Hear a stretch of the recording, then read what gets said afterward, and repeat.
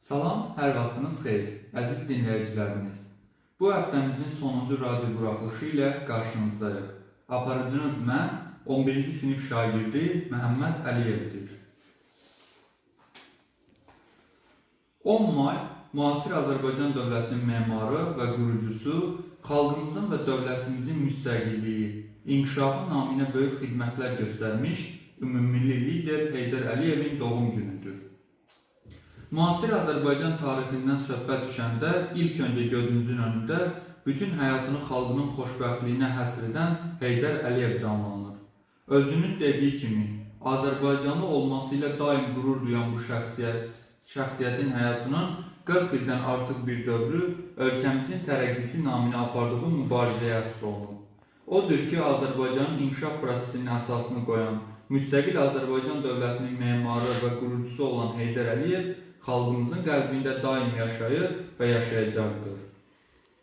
Azərbaycan tarixinin önəmli bir dövrü 20-ci əsrin ikinci yarısı, 21-ci əsrin başlanğıcı onun adı ilə bağlıdır. Heydər Əliyev 1969-cu ildə keçmiş Azərbaycan SSR-nin rəhbəri kimi fəaliyyətə başlayanda respublikamızın vəziyyəti heç də ürəkaçan deyildi. Azərbaycan keçmiş Sovet İttifaqı tərkibində geridə qalan respublikalardan biri idi. Məhsul vəzifələrdə çoxlu sayda qeyri-millətlərin nümayəndələri işləyirdi. Ana dilimiz sıxışdırılırdı. Belə bir şəraitdə respublika rəhbəri təyin olunan Heydər Əliyev vaxt itirmədən Azərbaycanın hərtərəfli inkişafı üçün geniş miqyaslı işlərə başladı. Şəxsi təşəbbüsləri və qətiyyəti sayəsində respublikada çoxsaylı sənaye müəssisələrinin tikintisi üçün mərkəzdən vəsaitlər ayrılmasına nail oldu. Qısa bir vaxtda Azərbaycanda durğunluqdan, iqtisadi tənəzzüldən qurtularaq inkişaf etmiş sənayeyə malik qabaqcıl Sovet respublikalarından birinə çevrildi. Heydər Əliyev birinci dəfə Azərbaycana rəhbərlik etdiyi dövrün ən böyük nəticələri ondan ibarətdir ki, respublikamızda sənayeləşmə siyasəti uğurla həyata keçirilərək güclü iqtisadi potensial yaradıldı. 1969-82-ci illər ərzində 250-dən çox zavod, fabrik, istehsalat sahaları tikilib istifadəyə verildi. Həmin dövrdə 10 mindən çox Azərbaycanlı gənc keçmiş SSR-nin qabaqcıl ali məktəblərinə təhsil almağa göndərildi. Onların əksəriyyəti bugün müstəqil Azərbaycan iqtisadiyyatının, elminin, təhsilinin inkişafında, dövlətçiliyin möhkəmləndirilməsində fəal iştirak edir. 1993-cü il oktyabrın 3-də ümummilli lider xalqımızın böyük əksəriyyəti tərəfindən ölkə prezidenti seçildi. Heydər Əliyev milli dövlətçiliyimizin inkişafı konsepsiyasını yaratdı. Ümummilli liderin müdrikliyi və qətiyyəti sayəsində Azərbaycan müstəqil, demokratik, hüquqi və dünyəvi dövlət kimi inkişaf etməyə başladı. Respublikanın qarşısında duran problemlər mərhələlərlə həll olundu.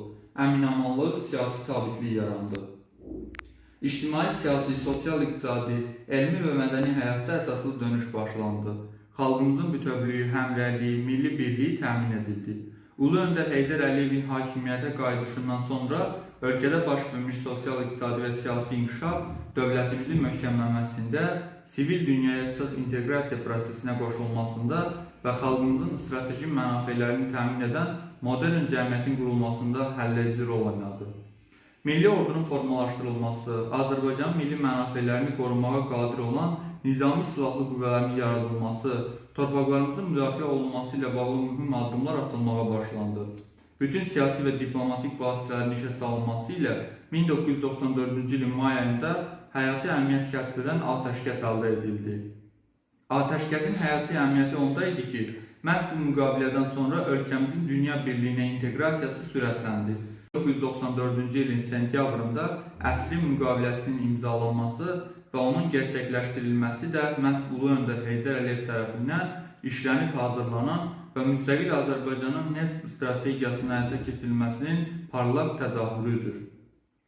Heydər Əliyevin rəhbərliyi ilə respublikamız qədim İpək yolunun bərpası, Bakı-Tbilisi-Ceyhan, Bakı-Tbilisi-Ərzurum neft və qaz xətlərinin çəkilişi kimi qlobal layihələrin fəal iştirakçısına və təşəbbüskarına çevrildi. Həyatın bütün sahalərində tərəqqi və dirçəliş baş verdi. Heydər Əliyev duasının xidmətləri olan bu nailiyyətlər Azərbaycanı məhv olmaqdan qurtardı. Müstəqilliyimizi daimi, əbədi, sarsılmaz, dönməz etdi. Ulu Öndər özünün başladığı nəhəng işlərin uğurlu icrası kimi təmin edə biləcəyini də müəyyənləşdirdi. Fiziki imkanlarının tükəndiyi bir vaxtda həmişə inandığı və etibar etdiyi xalqına müraciət ünvanladı. İnanıram ki, mənim axıra çatdıra bilmədiyim tale yüklü məsələləri, planları, işləri sizin köməyiniz və dəstəyinizlə İlham Əliyev başa çatdıra biləcək. Mən ona özüm qədər inanıram və gələcəyinə böyük ümidlər bəsləyirəm. Bugünkü tarix sübut etdi ki, dahi şəxsiyyətin uzaq görənliyini Azərbaycan Prezidenti Ali Başkomandan İlham Əliyev son 22 illik prezidentlik fəaliyyəti ilə təsdiqlədi. 2003-cü ildən keçən 22 il ərzində isə Azərbaycan xalqı və dövləti sözün əsl mənasında sürətli inkişaf dövrünü yaşayır. Ölkədə bütün istiqamətlər üzrə konkret proqramlar icra edilməkdədir. Ötən illərdə dünyada baş verən qlobal böhran fonunda Azərbaycan iqtisadiyyatının davamlı inkişafı, bütün sosial proqramların vaxtında yerinə yetirilməsi, iqtisadi inkişaf modelinin möhkəm təməllər üzərində qurulmasının əyani göstəricisidir. Bugünə olan radio buraxılışımızın da sonuna çatdıq. Növbəti buraxılışlarda eyni məkanda görüşənədək.